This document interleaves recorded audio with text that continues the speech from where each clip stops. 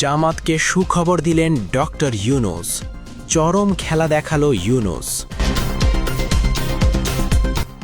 Doctor Muhammad Yunus জামাত এবং ১১ দলীয় জোটকে একটি বড় সুখবর দিয়েছেন। তিনি জাতিসংঘের মহাসচিবের সাথে সরাসরি কথা বলেছেন জুলাই সনদ বাস্তবায়ন নিয়ে এবং মহাসচিব ডক্টর ইউনূসকে আশ্বাস দিয়েছেন যে তারা এটা বাস্তবায়ন করাবেন। এটা চরম খেলা। ডক্টর ইউনূস দেখিয়ে দিয়েছেন তার আসল ক্ষমতা। নির্বাচনের পর থেকে জামায়াত এবং জোট কত চেষ্টা করেছে জুলাই সনদ বাস্তবায়নের জন্য, কিন্তু পারেনি। এখন ডক্টর ইউনূস এসে আশ্বাস দিয়েছেন এটা বাস্তবায়ন হবেই।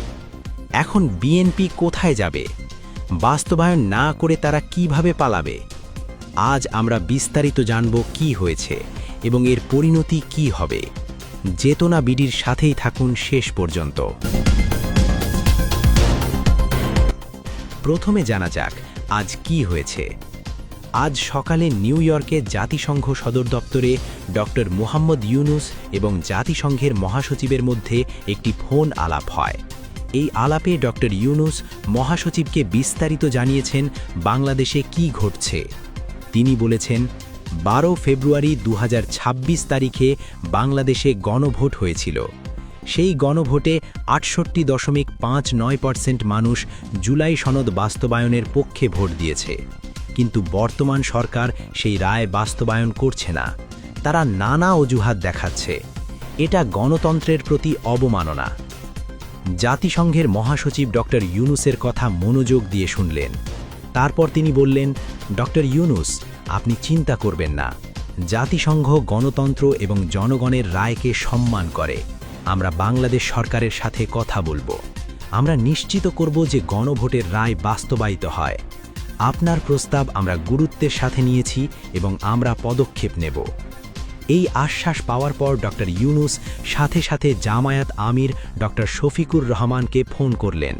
তিনি বললেন, আমি জাতিসংঘের মহাসচিবের সাথে কথা বলেছি। তিনি আশ্বাস দিয়েছেন যে জুলাই সনদ বাস্তবায়ন করা হবে। জাতিসংঘ বাংলাদেশ সরকারের ওপর চাপ দেবে। আপনারা চিন্তা করবেন না, এটা হবেই। এই খবর শুনে জামায়াত আমির খুশিতে আত্মহারা হলেন। তিনি বললেন, আলহামদুলিল্লাহ, ডক্টর ইউনূস যা পারলেন আমরা তা পারিনি। আমরা নির্বাচনের পর থেকে চেষ্টা চালিয়ে যাচ্ছিলাম। আমরা সংসদে বলেছি, রাস্তায় হুঁশিয়ারি দিয়েছি, কিন্তু বিএনপি শুনছিল না। এখন ডক্টর ইউনূস আন্তর্জাতিক চাপ এনেছেন। এটা একটা বিশাল কাজ। তিনি বললেন, ডক্টর ইউনূস প্রমাণ করলেন যে তিনি একজন বিশ্ব নেতা। তার একটা ফোন কলে জাতিসংঘ নড়ে উঠেছে। এখন বিএনপি যতই চেষ্টা করুক তারা পালাতে পারবে না। ১২ ফেব্রুয়ারি নির্বাচন হল। ১৭ ফেব্রুয়ারি শপথ গ্রহণ অনুষ্ঠান। সেখানে জামায়াত এবং ১১ দলীয় জোটের ৭৭ জন সংসদ সদস্য সংবিধান সংস্কার পরিষদের শপথ নিলেন, কিন্তু বিএনপি নিল না। জামায়াত তখন থেকেই বলতে শুরু করল এটা ঠিক হচ্ছে না। গণভোটে জনগণ রায় দিয়েছে, সেই রায় বাস্তবায়ন করতে হবে। ২০ ফেব্রুয়ারি জামায়াত একটা সংবাদ সম্মেলন ডাকল। সেখানে জামায়াত আমির বললেন, বিএনপি জুলাই সনদের সাথে বিশ্বাসঘাতকতা করছে। তারা গণভোটের রায় মানছে না, এটা অগ্রহণযোগ্য। ২৫ ফেব্রুয়ারি ১১ দলীয় জোট একটা সমাবেশ করল। সেখানে তারা বলল, আমরা রাস্তায় নামব যদি জুলাই সনদ বাস্তবায়ন না করা হয়। ৫ মার্চ জামায়াত এবং জোট একযোগে বিবৃতি দিল। সেখানে তারা সরকারকে ৭ দিনের আল্টিমেটাম দিল।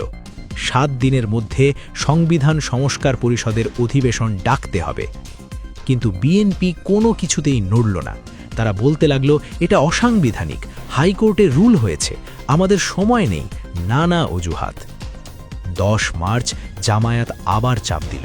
তারা বলল, আমরা আর অপেক্ষা করব না, শিগগিরই আমরা আন্দোলনের কর্মসূচি ঘোষণা করব। ১২ মার্চ সংসদে জামায়াত আমির বিরোধী দলের নেতা হিসাবে এই বিষয় উত্থাপন করলেন। তিনি বললেন, আজ ৩০তম দিন। প্রেসিডেন্সিয়াল অর্ডার অনুযায়ী আজকের মধ্যেই সংবিধান সংস্কার পরিষদের অধিবেশন ডাকা উচিত ছিল, কিন্তু ডাকা হয়নি। কিন্তু স্বরাষ্ট্রমন্ত্রী সালাহুদ্দিন কড়া জবাব দিলেন এবং কোনো আশ্বাস দিলেন না। মানে পুরো ১ মাস ধরে জামায়াত এবং জোট চেষ্টা চালিয়ে যাচ্ছে। তারা সংবাদ সম্মেলন করেছে, সমাবেশ করেছে, আল্টিমেটাম দিয়েছে, সংসদে প্রশ্ন তুলেছে, রাস্তায় নামার হুঁশিয়ারি দিয়েছে, কিন্তু বিএনপি নড়েনি। তারা একই অজুহাত দিয়ে যাচ্ছে। কিন্তু এখন পরিস্থিতি পাল্টে গেছে, কারণ ডক্টর ইউনূস মাঠে নেমেছেন এবং তিনি যা করেছেন সেটা জামায়াত এবং জোট করতে পারেনি। তিনি জাতিসংঘের মহাসচিবের সাথে কথা বলেছেন এবং মহাসচিব আশ্বাস দিয়েছেন। এখন প্রশ্ন হলো, জাতিসংঘের মহাসচিবের আশ্বাসের মানে কি? এর মানে হলো জাতিসংঘ এখন বাংলাদেশ সরকারের ওপর চাপ দেবে। তারা বলবে, তুমি গণভোট করিয়েছ, জনগণ রায় দিয়েছে, এখন সেই রায় বাস্তবায়ন করো। জাতিসংঘ বিভিন্নভাবে চাপ দিতে পারে। প্রথমত, তারা একটা আনুষ্ঠানিক বিবৃতি দিতে পারে।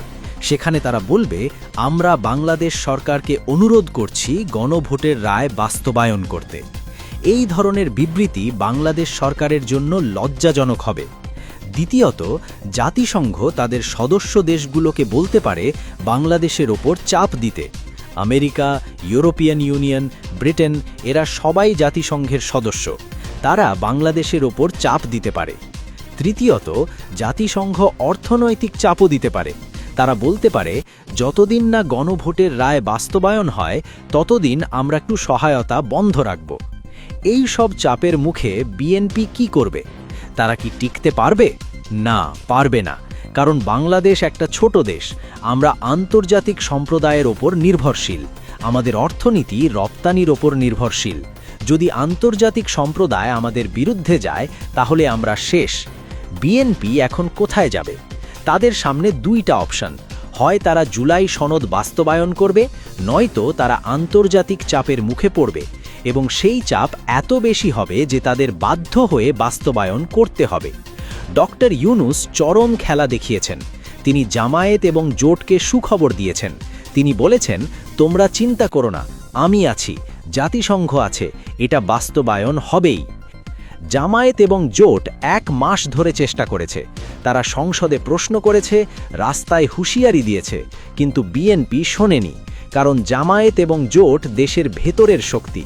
বিএনপির হাতে রাষ্ট্রীয় ক্ষমতা আছে। তারা মনে করেছিল তারা দেশের ভেতরের চাপ সামলাতে পারবে, কিন্তু ডক্টর ইউনূস এনেছেন আন্তর্জাতিক চাপ, এবং আন্তর্জাতিক চাপ অনেক বেশি শক্তিশালী, কারণ বাংলাদেশ আন্তর্জাতিক সম্প্রদায়কে উপেক্ষা করতে পারে না। এখন বিএনপির সামনে আর কোনো পথ নেই। তাদের জুলাই সনদ বাস্তবায়ন করতেই হবে, কারণ একদিকে দেশের ভেতরে জামায়াত এবং জোট চাপ দিচ্ছে, অন্যদিকে এখন আন্তর্জাতিক চাপ আসবে। দুই দিক থেকে চাপ। বিএনপি কোথায় যাবে? তারেক রহমান এবং সালাহুদ্দিন যতই বলুক এটা অসাংবিধানিক, হাইকোর্টে রুল হয়েছে, এসব কথা আর কাজ করবে না। কারণ জাতিসংঘ এসব কথা শুনবে না। তারা শুধু একটা কথা বলবে, গণভোটে জনগণ রায় দিয়েছে, সেই রায় মানো। ডক্টর ইউনূসের এই পদক্ষেপ একটা গেম চেঞ্জার। জামায়াত এবং জোট 1 মাস ধরে যা পারেনি, ডক্টর ইউনূস 1 দিনে তা করে দিয়েছেন।